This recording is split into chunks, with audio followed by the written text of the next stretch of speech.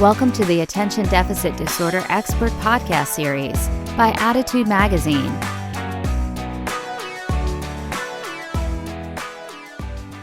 Hello, everyone, and welcome to Attitude Magazine's ADHD Experts broadcast.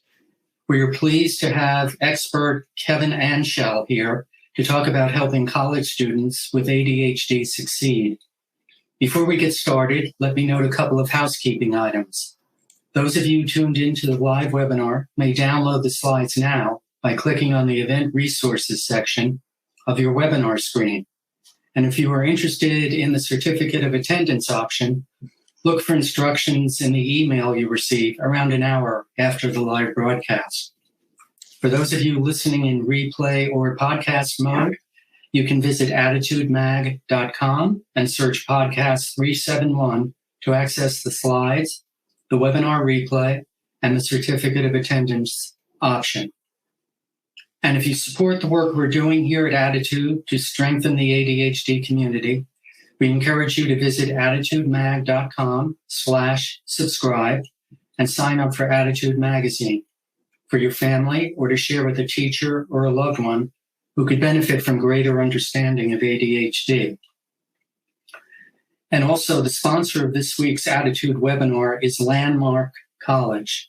Landmark College Online provides unrivaled support to achieve your learning potential. For students who learn differently, online learning should be designed differently. LC Online offers the only programs exclusively for neurodiverse students based on decades of research, as well as professional development and graduate certificates for educators who work with neurodivergent students.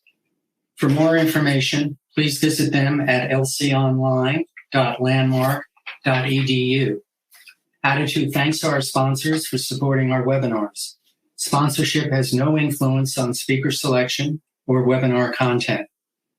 Now for today's topic. Many adolescents face challenges transitioning from high school to college, but the abrupt loss of parental support and increased demands for self-management especially impact young adults with ADHD. Preparing students with ADHD for college should start well before they step on campus and should focus on improving executive functioning skills, such as organization, time management, planning. Expert Kevin Antshel will review the latest research on preparing high school students for college and managing ADHD once in college to increase the odds of successful academic and social outcomes. Dr. Antshel is a licensed psychologist and professor of psychology at Syracuse University, where he is director of the Clinical Psychology Doctoral Program and also directs the ADHD Lifespan Treatment, Education, and Research Program. He is the author or co-author of more than 150 peer-reviewed publications and book chapters, most of which focus on ADHD and better understanding the heterogeneity associated with ADHD. In addition to his research activities, Dr. Antshel is a practicing psychologist, board certified in clinical child and adolescent psychology, and has received several awards for his teaching activities. You can ask questions of Dr. Antshel during his presentation, and we will try to get to as many of them as we can after he's done. So with all that being said, I'll turn it over to Kevin. Thanks so much for being here today. We really appreciate it. Sure. So thank you for the invitation to participate. I think this is a very important topic and one that I have a lot of passion and energy about. And so I'm hoping to be able to provide some information that can be useful to families. And so my outline today is I'm going to talk about the scope of the issues in college students. I'm going to be talking a lot about how parents can help their high school students develop the skills to ease the transition into college. Talk about specific services, accommodations, and interventions on the college campus that can benefit college students with ADHD. And I'm going to focus particularly on how to mitigate the negative impact of depression, because as we're going to be talking about later, the combination of ADHD and depression can be especially impairing for college students. And then at the end, I'm going to be concluding by talking about how to reduce the misuse and diversion of stimulant medications, and also the engagement in risky behaviors such as substance use. Okay, so let's begin with the scope of the problem. College students with ADHD report these four things rather consistently: that they lack a daily routine, that they're unsatisfied with their academic performance, they have difficulty making and keeping friends, and they're almost in a perpetual state of worry.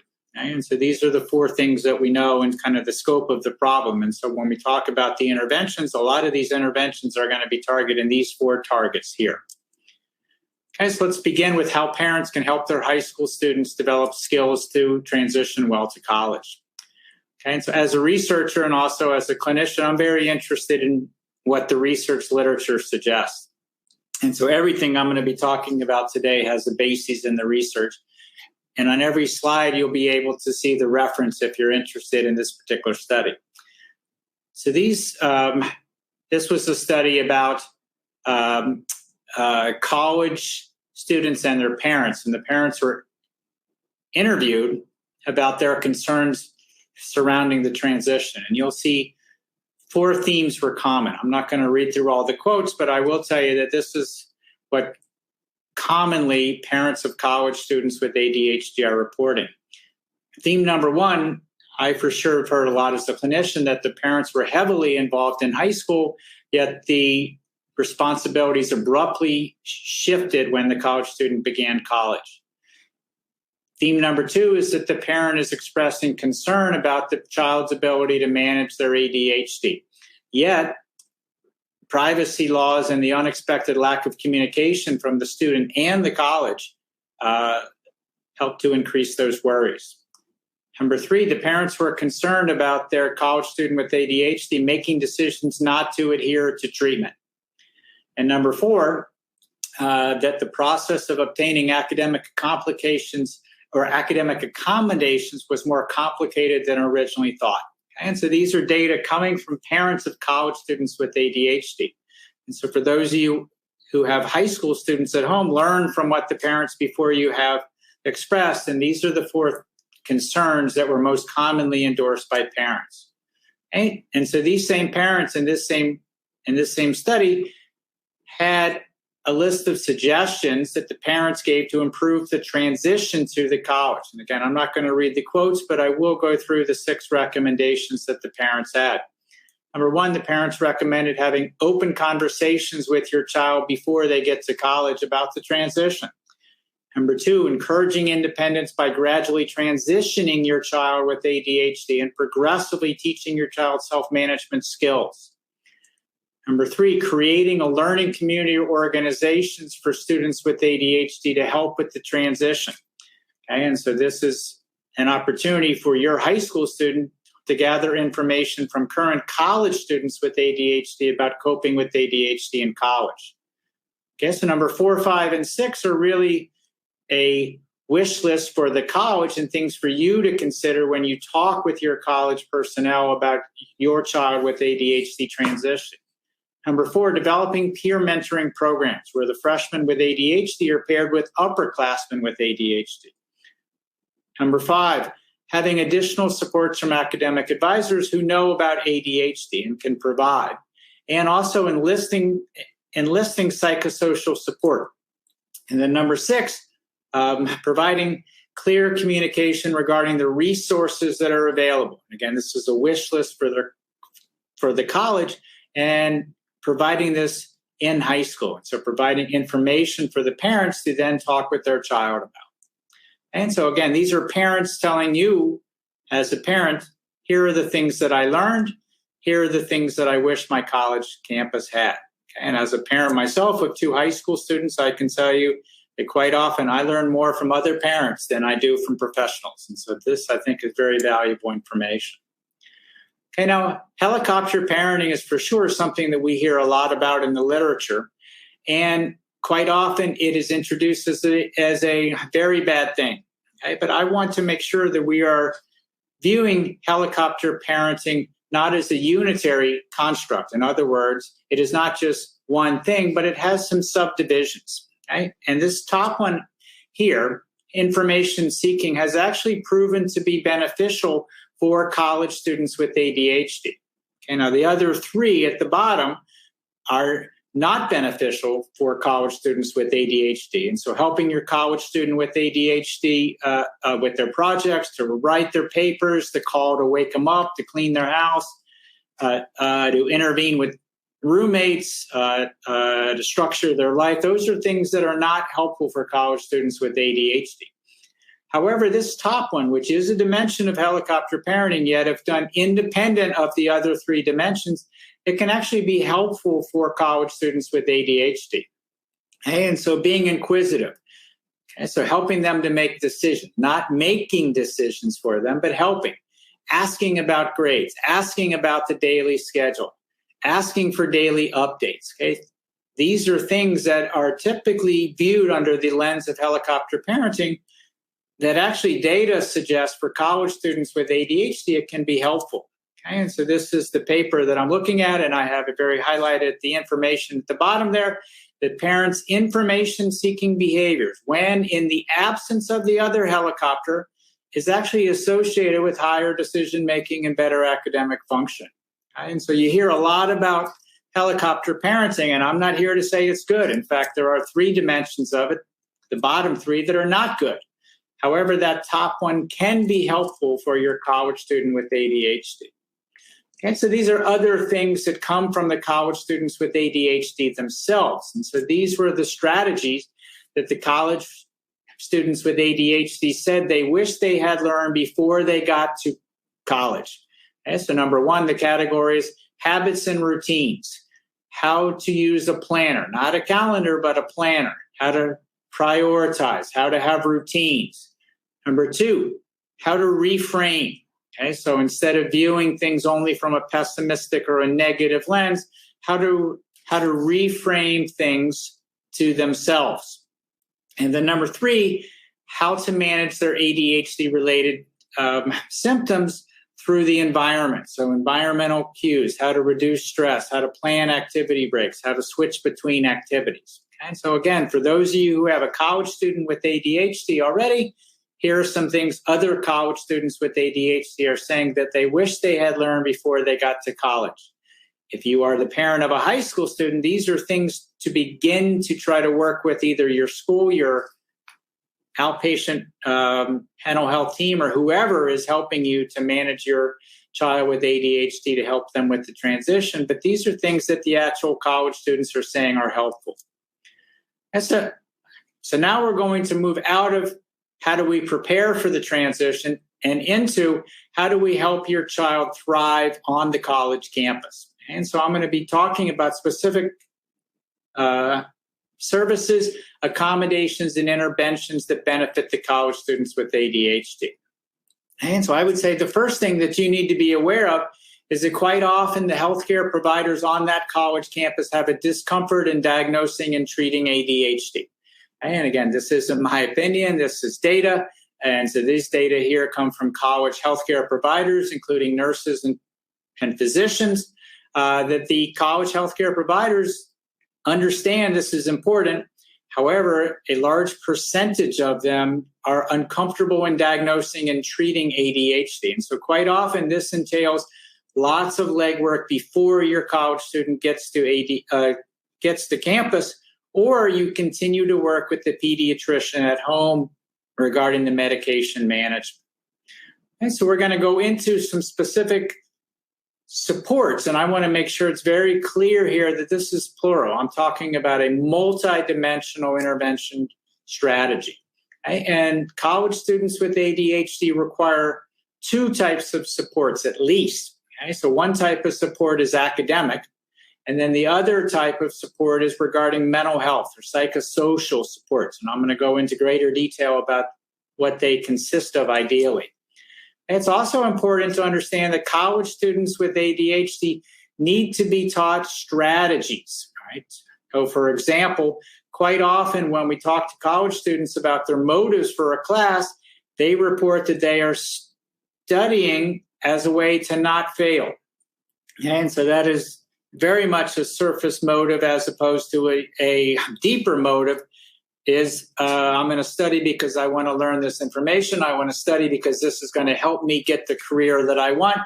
Quite often, it's a fear of failure that acts as a motivator. And a fear of failure is not a good long-term motivator.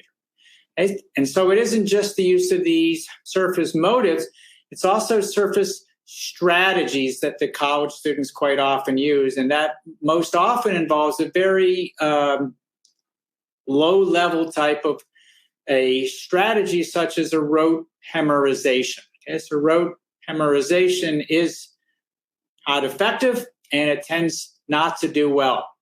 Okay, so in its place, what do college students say help them as it applies to learning and their motivation? Okay, and so college students report that they really enjoy peer-mediated approaches to studying. So peer-mediated means studying in groups. Okay? And so studying in groups that would provide them checks on their comprehension and also checks on their understanding. College students with ADHD also do better in classes in which they're actively engaged. And so classes such as labs or small group activities. Okay? So these are things that help college students do better academically through improved engagement or improved motivation. And so other things we know about college students in terms of academic support is coaching. And so this was a really interesting study for those of you that are interested. George DuPaul and his colleagues published a study looking at how can we help college students be successful academically. And coaching emerged as the number one predictor of which college students were and which college students were not going to be successful. And it was actually broken down really quite nicely that each hour that the college students spent in coaching was associated with an increase of 0.04 points in a semester. So in other words, if the college student had 10 hours of coaching over that one semester, their GPA was 0.4 higher than the college student who had 0 hours of coaching. Okay? And so GPA was not significantly associated with hours of advising or hours engaged in tutoring. And this really emphasizes what I and other clinicians know quite well, that it's the point of performance types of support. College students with ADHD quite often know what to do. They just do not do what they know. Okay? And so these point of performance supports that the coaches quite often will provide really can be a lot more effective in terms of academic support for your college students. Okay, so let's move now into talking about the psychosocial supports. Okay, and I think it's important that you understand as a parent that ADHD on its own in a college student is actually quite rare. Okay, and if you look at the percentages of depression and you look at the percentages of anxiety, particularly in female college students with ADHD, you'll see that almost a majority of them have a co-occurring anxiety or depression. And so these are very common in college students with ADHD. Okay, they're actually increasing in college students without ADHD, and that's a different talk entirely. But it's important to understand that college students with ADHD, particularly females, are at higher risk for depression and anxiety. And so how do we understand that? Right? And so if you can follow me here from the top, so we have our core neuropsychiatric impairments that are related to ADHD. So attention, impulse control,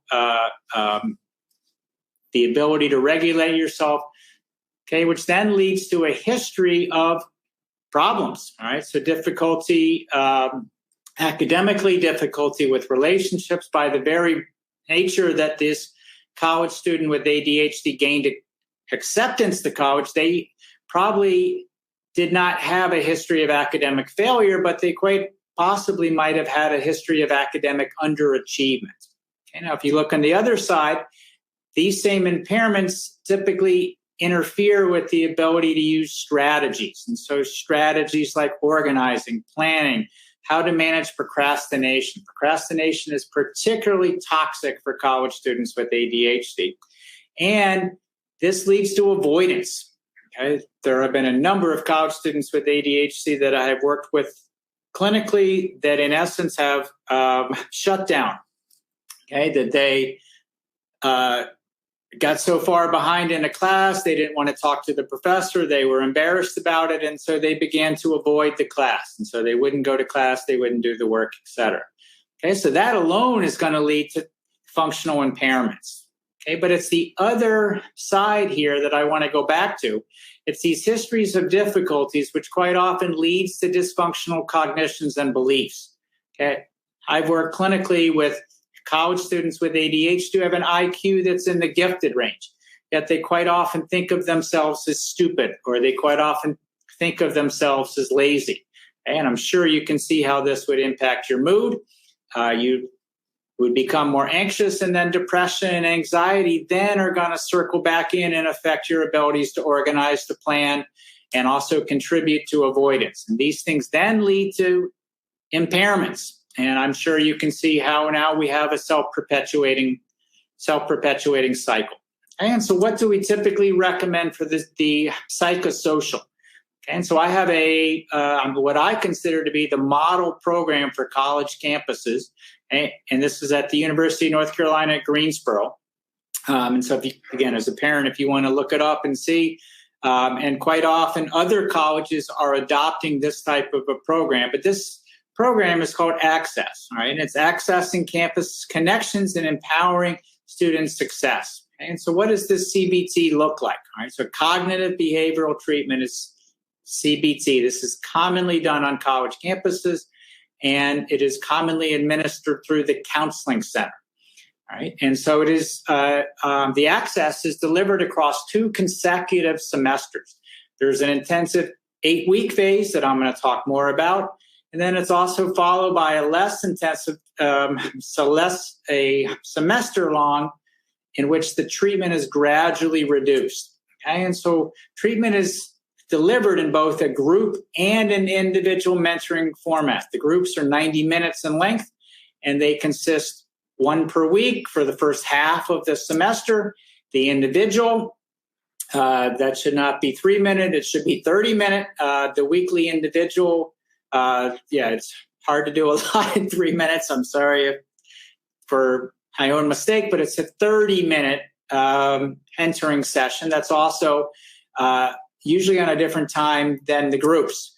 Okay. And so the purpose of the individual mentoring is to reinforce what the student has learned in the group, to assist the student in making personal goals and to keep up with the progress, and to help the student make connections with campus resources. So how to get academic accommodations, how to be engaged in additional counseling or medication. And so this is a person that can help that college student on the campus to be able to access other resources that are on that college campus. Then it moves into the maintenance phase, and the maintenance phase is 1 90-minute booster group that is offered at the beginning of the spring semester with up to 6 individual mentoring sessions that can be scheduled throughout the semester. And so this is the program that I consider to be the model program. And the reason I consider it to be the model program is because it's associated with the most robust positive outcomes in terms of both academics, but equally important, mood. And so this is what the CBT looks like in terms of the group. And so you'll see each column is a week. And so there are components of the group that are related to ADHD knowledge. There's also components that are related to teaching behavioral strategy. And as it applies to mood, there's also components that are related to adaptive thinking. How can you handle your emotions? How can you be able to think about yourself and things around you in a more adaptive way? And so again, for those of you that are interested, the reference is here. And this is, I think, if you're asking me, what should you be talking to college campuses about, is if they have the Access intervention program on that campus or are able to have something similar. And as I mentioned before, a lot of colleges have this type of intervention on their college. They may not call it Access, but they likely will call it CBT for ADHD. And again, CBT stands for Cognitive Behavioral Therapy. Okay, and so what do I consider to be the ideal multimodal intervention package for a college student? Okay, the first thing is to register with the Office of Disability Resources. Okay, here is where you're going to get the academic accommodations, so including extra time on tests, the ability to take your test in a quiet, undistracting environment. I think that those can be helpful. Unfortunately, what the research suggests is quite often this is all that the college student with ADHD has. This is all they want, is the testing accommodations. Testing accommodations in and of themselves are not going to be as effective as the total package. Okay, so the Office of Disability Resources is also where the coaching is going to be housed. So when you talk with your Office of Disability Resources access team or access manager, you should be inquiring about coaching. Is this something that is offered? Most college campuses are doing this now, and quite often is through the Office of Disability Resources. And so other things that should be included in this package is connecting your college student with the counseling center, cognitive behavioral therapy, the group and the individual mentoring that I described. Quite often, this is where it's housed. Okay, student health services, okay, the use of medication and handling the medication.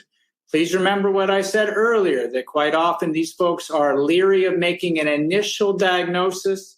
And so it really, really would behoove you to have lots of documentation from your pediatrician or mental health provider that your child already has an ADHD diagnosis. And you can connect with them regarding medication management. These are quite often not the folks to connect with regarding an initial ADHD diagnosis. And so other things, parents, okay, you are part of the package, but you are part of the package and not that total helicopter parenting, but taking that one aspect of helicopter parenting that is associated with positive outcome, and that is information-seeking behaviors, not taking over for your child, but walking alongside your child and asking questions to help them, because quite often they perceive this in a different way than the other three aspects of helicopter parenting, which are uniformly perceived as negative. And then last but not least, the students themselves. Students have to engage. Okay, all of the above. Unfortunately, I've seen all four of the above, but the student, him or herself, says, no, thank you. I don't want any of this. Okay? And so we really want the student, him or herself, to engage with the process. Right? And that means adhering to the treatment and also using some of the study strategies that the coaches or the CBT counselors may be providing and trying to move away from the surface motives and the surface strategies that we know quite often students have. Okay, and so I'm going to conclude my conversation today, and then I'm happy to answer any questions, is to talk about how to reduce a real problem on college campuses, which is the diversion of the stimulant medication. Okay, and so diversion is, other words, your college student with ADHD has a prescription for medication. He or she says, I'm not so interested in taking the medication every day. And so what happens is they begin to amass or accrue excess medication. Other college students learn of this, and then they approach your college student and say, can I have one of your medications because I need to stay up late to study, right? And so that, in fact, is diversion, and unfortunately, that's illegal. And yet it happens quite often, right? And so we're going to talk about that, as well as other risky behaviors, including substance use. Okay? So the first thing that you should know is that prescription stimulant diversion is common. Okay? Many, many times I sit with parents and they say, well, my son or my daughter will not do this. 2/3 of college students have already done it. Okay. And many more are approached. In fact, anywhere from 3/4 to 91% of college students who misuse a stimulant obtain the medication from a peer with an ADHD prescription for a stimulant. Okay. And so again, I can tell you from my own experience, I've worked with a lot of parents who say my son would never do that. But I think we really need to look at the data, which is 2/3. We're almost 2/3 of college students who have an ADHD prescription have diverted it. And so how can you work with this and talking with the prescriber? Well, the prescribers, I should say ADHD is often managed in the pediatric primary care setting. So that's something to be aware of. And so your prescriber, even though he or she is the pediatrician, probably will continue to be involved in prescribing through college. Okay? The American Academy of Pediatrics recommends that these PCPs keep track of and monitor prescription requests for signs of misuse or diversion. In other words, the student is requesting a refill before it's time for a refill. And these are the two strategies that prescribers use: the drug monitoring program and the use of non-stimulant medications. Okay, we also know that the more the provider knows about diversion, the better. Okay, and so parenting behaviors, keeping close tabs on your child, communicating with the child, the qualities of that parent-child relationship. So high warmth, high acceptance, high support. Okay, so these are things that are all associated with a reduction in risky behaviors like diversion. Also, knowing who is most at risk. Okay, and so this is really, I would say, where the road diverges. Individuals who have a history of being bullied. Okay, and so individuals who are bullied quite often are approached for the stimulants, and these individuals have a hard time saying no. And not surprisingly, the college students with ADHD who are already engaged in a substance use or have comorbid conduct disorder. Okay, so these are two groups for really quite different reasons that are at elevated risk for diverting their medication. And so what should your PCP and you be doing?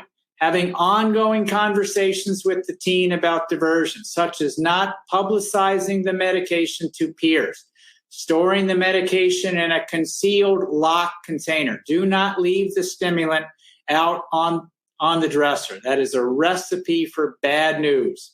Okay? And so having ongoing conversations with your teen about not publicizing this.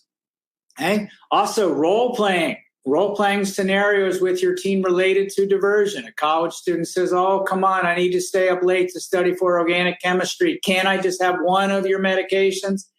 And seeing how your teen responds. Okay? And again, a lot of parents I talk with say, I don't think my kid would take it seriously. That's why you engage the primary care physician. And the primary care physician and or the associates in that office have these role-playing scenarios.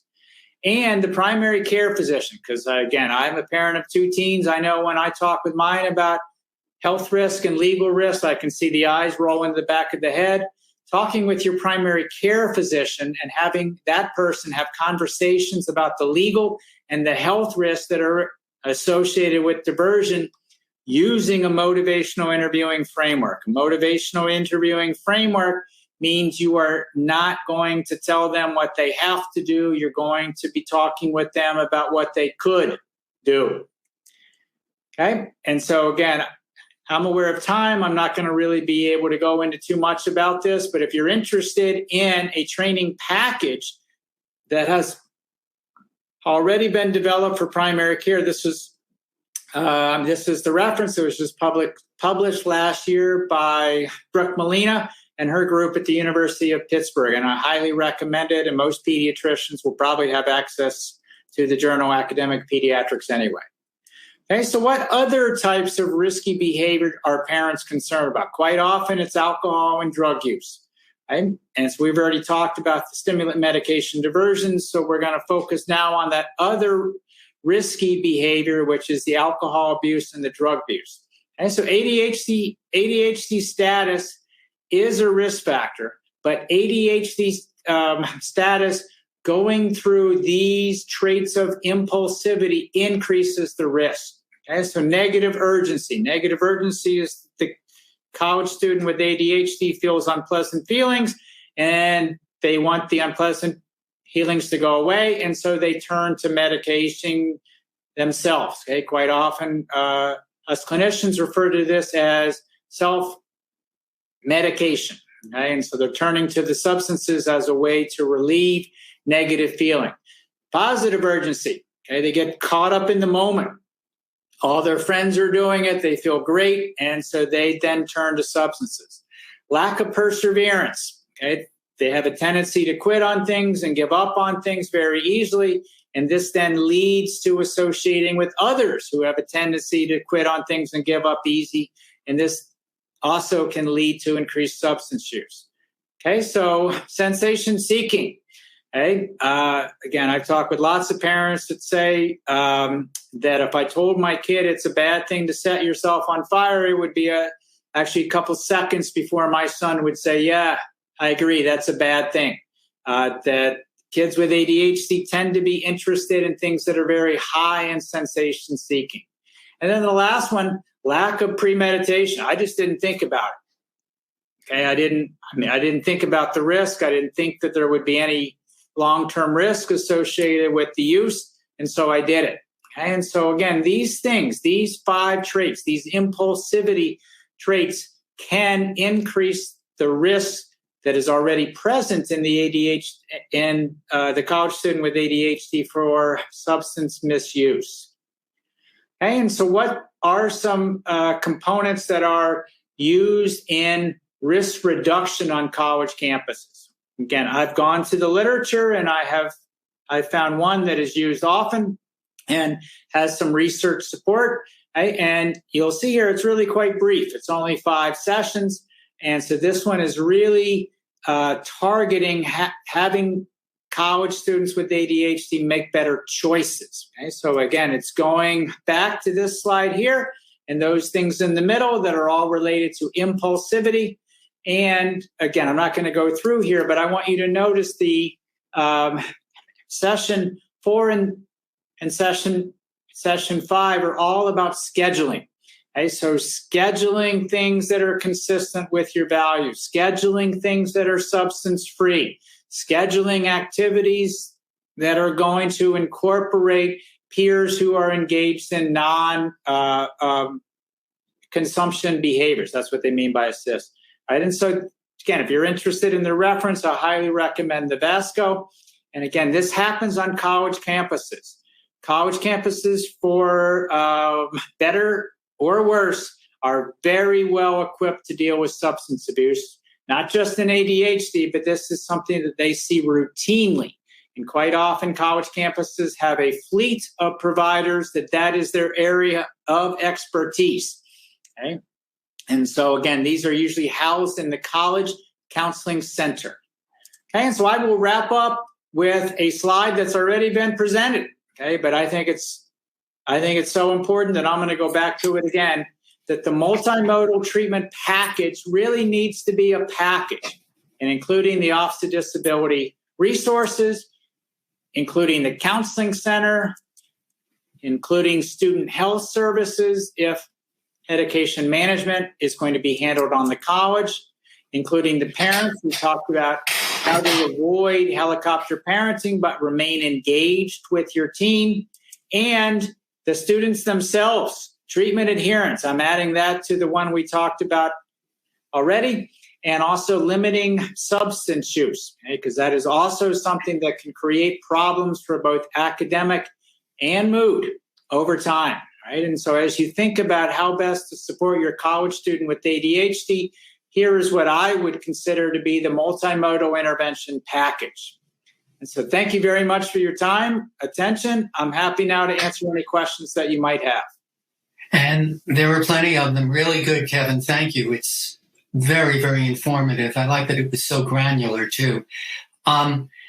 You talked about the access program. Several parents have asked, what about any programs you know of that would be helpful the summer before the teen goes to college? Yes. Okay, that is a great question. And so I would recommend 2 things. Number one, I would recommend contacting the college and inquiring if they have any kind of specific orientation program for students with disabilities. Right? And again, ADHD is an ADA, Americans with Disability Act, defined disability. And so most often those questions would be directed to the Office of Disability Resources. Quite often, colleges have specialized orientation programs in the summer to orient college students with disability, not just ADHD, but learning disabilities, autism, other things, with the resources on the campus. Okay, so that's one that can be done on the college. I think also, number two, locally, is either to continue to work with a provider at home who is engaged with CBT, or to connect with a provider at home who can deliver CBT such that your high school students and who is about to become a college student with ADHD will have had some exposure to CBT before they get to that campus. Okay, the cognitive behavioral intervention that is most often used for high school students with ADHD is called STAND. And that stands for Supporting Teens' Autonomy Needs Daily, STAND. And the author of that is Margaret Sibley, who is out at Children's Hospital in Seattle and the University of Washington. And so I think those are two things that could be considered, one on the college campus and one locally at home. Mm-hmm. Good information. Lots of confusion or in need of clarification between coaching and tutoring. A lot of people are asking, what's the difference?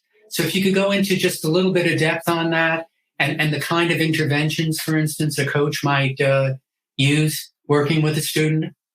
Great. Yes. And I apologize for the lack of clarity.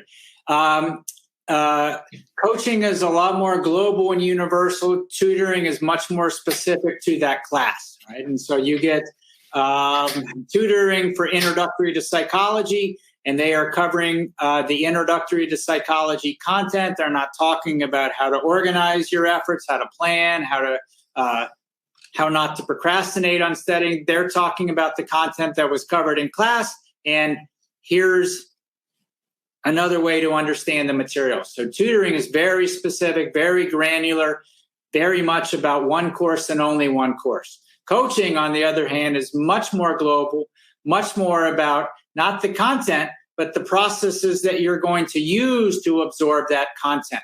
And so coaches quite often will have contact with the student every day.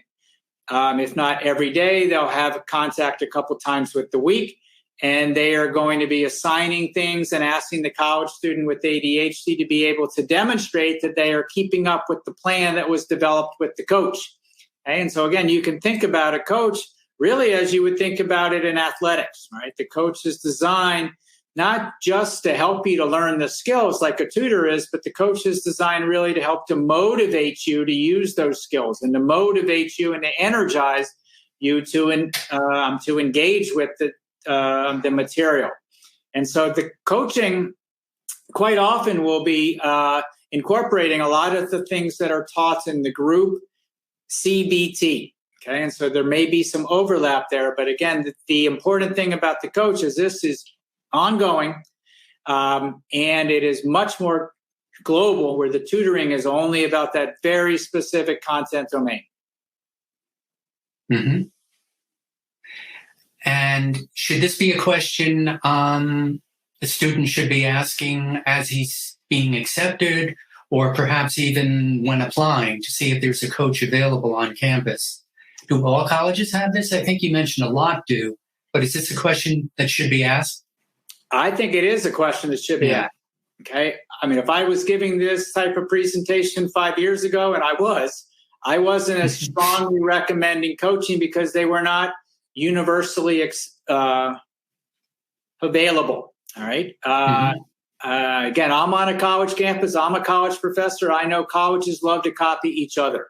And so I am reasonably confident, not 100%, but I'm reasonably confident that the vast majority of college campuses are going to have coaches that are affiliated with the Office of Disability Services. That's where they're going to be. They're not going to be in the College Counseling Center.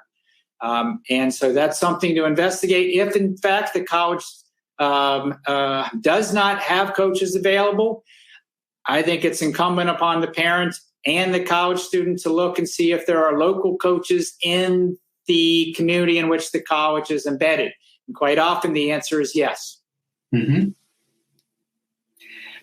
One parent is asking, can you elaborate more on how parents can operate in an info-seeking mode without being intrusive? Yep, I sure can. And I don't know if I'm going to be able to share my screen, but I'm going to go back to that slide. A picture tells 1,000 words. And so I'm going to use the picture. And so the info seeking up here at the top. And so you can, I like this slide. It's a little busy, but the reason I chose this slide is for exactly this question, to help you to understand the info seeking. And so if you look here, the higher the number, the more that it's associated with this particular domain. And so asking your teen or your college student for a daily update. Okay, so working behind the scenes, not in a way that you're helping, you're rewriting, you're intervening with the roommate, you're preventing the college student from making mistakes. That's not what I mean by behind the scenes. Mm-hmm. Knowing your student's daily schedule, knowing their whereabouts. Okay, so these are the 4 that are strongly associated. Still associated, but less strongly, are helping the college student to make decisions and asking about grades.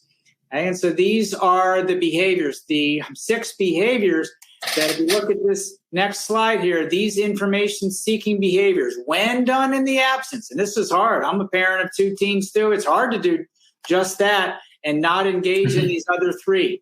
If you can do just these, but not dip into these, that's associated with better outcomes for your college student.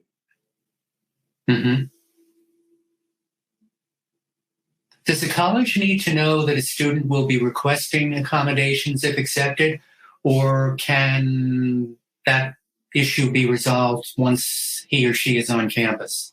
Yes, I would say for sure that issue can be resolved after they're accepted. Okay, and so I've been working with college students and ADHD for over 20 years. Okay, I typically encourage parents to do the behind-the-scenes resource checking and see if the college has it, but I'm not sure that I would be saying to college students, my college student has ADHD at the application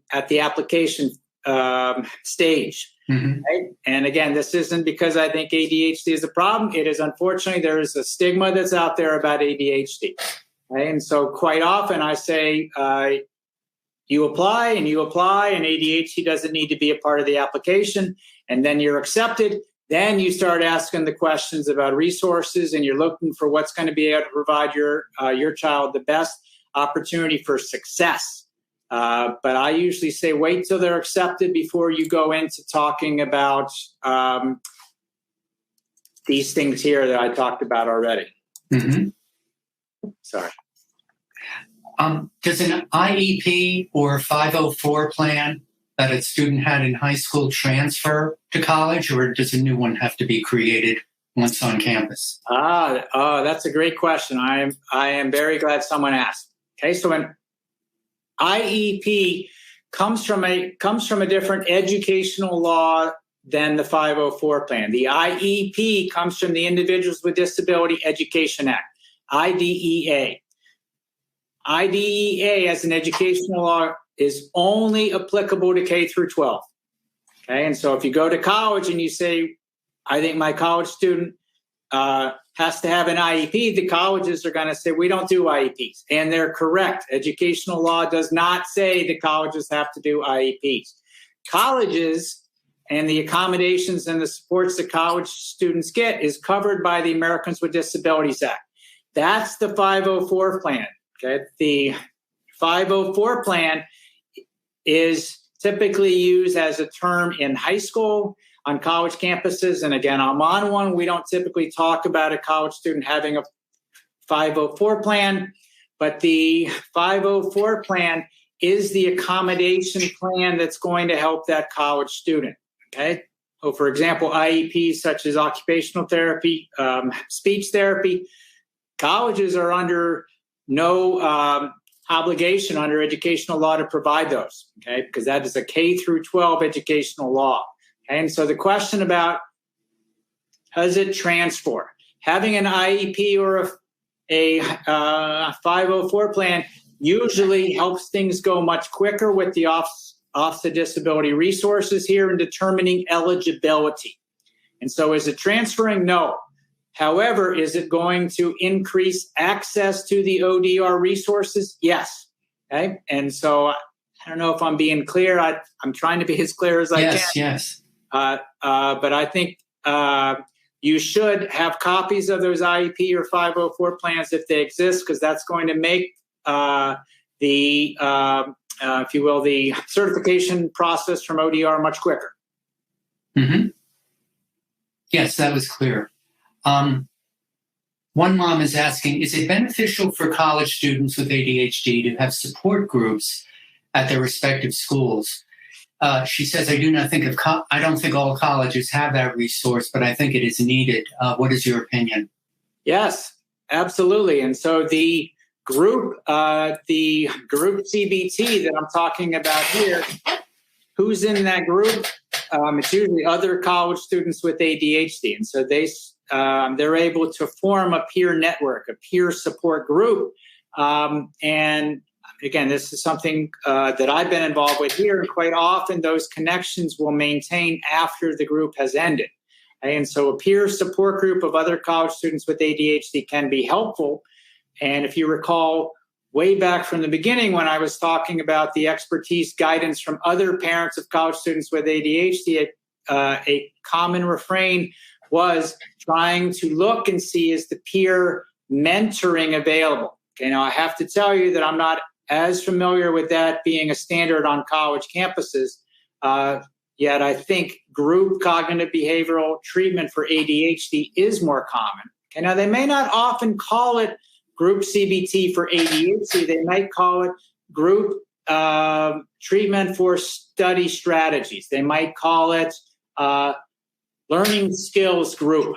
Okay? And so you want to look and see how they're calling it. And the reason, again, I have had lots of conversations with people in college counseling centers, is that there is less of a stigma. And I talked earlier about this is the intervention package. Now we just need to get the students to engage with it. Quite often they have high levels of stigma and they don't want other people to know that there's a problem. And so they're not going to anything that has ADHD in the title. And these college counseling centers have realized that. And so they call it peer support groups for learning strategies or other things. And so, I hope I answered that question. But if not, I'm happy to have a follow-up on it. Okay. No, you answered it well, I thought. My son is currently a senior with ADHD. What can we do in his last year of high school to transition him to independent life in college? Yes. All right. That's a great question. I would say let's go back and let's think about what the other parents were saying. And these were the parents of college students. Mm-hmm. I would say these 4 things. Okay. And so number 1, begin to shift the responsibilities. And so allowing your child to experience possibly some frustration, some degree of difficulty, and allowing them to work through that. I quite often am asked by parents, how do I develop a resilient child? Okay. Mm-hmm. And my answer is always, your child has to experience stress in order to have resilience. Okay. And so trying to pull back and allowing your child to try to experiment with their own self-management. All right. And so I think that's a big one. Mm-hmm. And again, I'm on a college campus. I'm not going, although you could probably guess where I am. I quite often see college students who, man, I am quite convinced that their parent was their frontal lobe in high school. That they managed everything. And now that college student is up here and they are hours away from that parent and they have no clue how to prioritize. They have no clue how to plan, how to organize, et cetera. And so I would say pull back. Okay, so that's a big one from parents. Also, try to engage with the information-seeking behaviors that I talked about. Mm-hmm. Trying to connect your child with as many of the interventions that I talked about. And equally important, have your child express reasons why these might be helpful. And again, I work with 2 kids, or I have 2 kids at home. I've also have 20 years high school students with ADHD. quite often they see things as maybe a little bit better than they are. And I don't need this. I'm going to do fine. I'm not worried about it.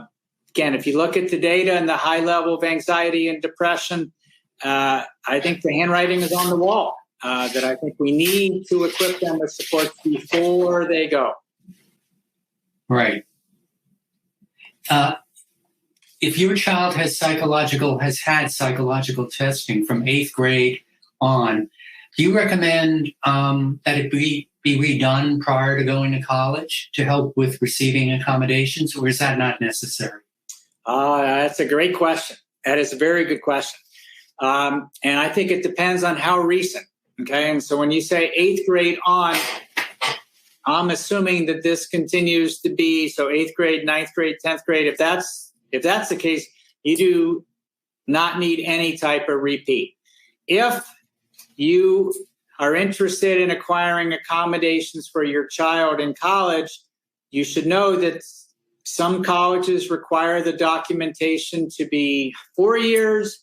Some colleges require 5, particularly as it applies to medication management. Okay, and so I think you really need to be looking into what do the colleges require. I can also tell you if your child is interested in going on to graduate school, and so you think that the LSAT, the MCAT, the GRE, something like that may be in their future, you also need to check on the guidelines for the documentation and how recent the evaluation needs to be. And so, again, it's hard for me to give a yes, you need to, or no, you don't, until I know more specifically about the goals for the parent and how recent that is. But I would pay attention to the Office of Disability Resources and their guidelines on documentation, and Student Health Services if you're interested in the medication management, because quite often they have guidelines on documentation and how recent it has to be. Several parents have asked, what would be the first question as you choose a group of colleges you're interested in and you're talking to the campus about accommodations? What would be some of the questions they should ask to sort of tease out to see how much the breadth of the accommodations they offer? Sure. Yep. And so I would say that I would encourage you not to use that word accommodations. And that I would encourage you to be asking about what types of interventions, what kind of treatments or other things are available. And I think the top 3 here are the questions that I would be asking. I would be asking about the Office of Disability Resources. Is coaching available? And again, I would expand that conversation well beyond academic accommodations, because in high experience, academic accommodations in and of themselves are not all that helpful. And quite often, unfortunately, this is all the college student with ADHD uses. Mm-hmm. I would also be asking questions about what is available at the counseling center. Do they have any type of CBT or skills-based groups? Okay. Now, again, the college counseling centers for sure are going to know what CBT is, but they may not call it CBT for ADHD. They may call it the learning skills group. Right? And I would be asking those questions. Is that available? And then the third, if your pediatrician is getting squeamish or squirrely about prescribing a stimulant and the student is not going to be coming back for regular checkups, I would be asking about what's available at the Student Health Service and what type of documentation do they need in advance to be able to have the prescribing done there. Those are your 3 campus level resources that you should be inquiring about. And finally, just a quick one because the hour is about up. How do we find a STANS provider? That is great. All right. And so that is a great question that I would encourage you to go through the CHAD website. All right. And to be able to link to and see who are the connected sources for CHAD. I would also encourage you to consult with your local school psychologist. Quite often, the school psychologists at the high school level know who are the clinicians in the community who are using STAND or have some knowledge of STAND. And so I would encourage you to do those two things, to go chat and see who are the providers, because quite often people who enlist with chat are more the evidence-based providers, and then consult that school psychologist, potentially the pediatrician, but quite often pediatricians don't have that particular level of knowledge about what type of CBT that person is using. The school psychologists usually do know about that. Mm-hmm. Okay, great. The hour is up. Thanks so much for being here. It really was excellent. I learned so much. I can't thank you enough. For the invitation. Sure, anytime. And thanks to all of the attendees for joining us. Make sure you don't miss future Attitude webinars, ADHD expert articles, or important research updates by signing up to receive our free email newsletters at attitudemag.com/newsletters. Thanks everyone for being here, and have a great day. For more Attitude podcasts and information on living well with attention deficit, visit attitudemag.com. That's ADDITUDEMAG.com. That's ADDITUDEMAG.com.